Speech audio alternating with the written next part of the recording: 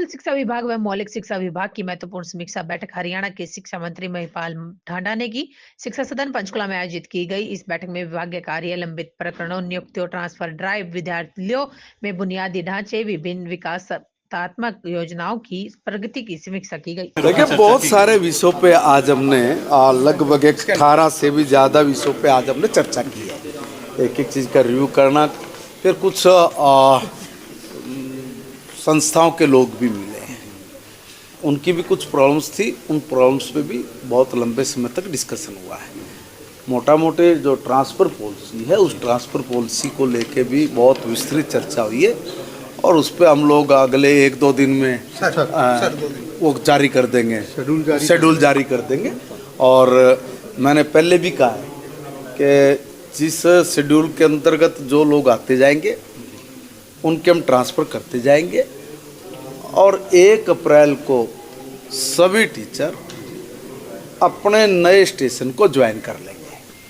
जिसकी ट्रांसफ़र पहले भी होगी उसको भी 1 तारीख को ज्वाइन करना है। सबको हम पहले इंश्योर कर देंगे, पहले ही हम उनके पास मैसेज पहुंच जाएगा। मतलब एक बहुत तरीके से और बहुत सिस्टमेटिक ढंग से मेरा डिपार्टमेंट लगा हुआ है। हमारा हर अधिकारी इसी काम को प्रायोरिटी पे लेके कि ताकि हमारे जो श्रेष्ठ गुरुजन हैं वो कहीं दुखी ना हो, उनकी एक लंबित ज़रूरी जो डिमांड है वो भी पूरी हो। तो ऐसा करके हमने तय किया है। और कुछ डिजिटल स्मार्ट क्लासरूम, उनके बारे में भी हमारा खूब उस पर चर्चा हुआ है। जो मेडिकल बिलों के भुगतान हैं वो कितने पेंडिंग हैं, कितने वो हुए हैं, इन ऐसे हर छोटे से छोटे बिंदु से लेके और बड़े से बड़े काम तक की आज हम लोगों ने चर्चा की है और उसका बड़ा पॉजिटिव रिजल्ट निकल के आ रहा है। लगातार ये भी आवाज़ उठाई जा रही थी कि कुछ जो स्कूलों की बिल्डिंग है काफ़ी जर्जर है, उससे उन बिल्डिंगों का वो देखिए, जो स्कूलों की बिल्डिंग जर्जर है उन पर भी मैंने कहा ना, हर विषय पे चर्चा हुई है। उनका जो फंड जारी करना है वो ऑलरेडी बहुत जगह का जारी हो चुका है। जहाँ जहाँ से हमारे पास उसके एस्टिमेट बन के आते रहेंगे, हम तो उनके काम को भी आगे करते चले जाएंगे। जितने एस्टिमेट हमारे पास आए उनमें लगभग 80% का हमने पैसा जारी भी किया। सर, स्कूल का किस्सा आया कि एक बच्ची को बहुत बुरी तरह मारा गया। कहाँ का?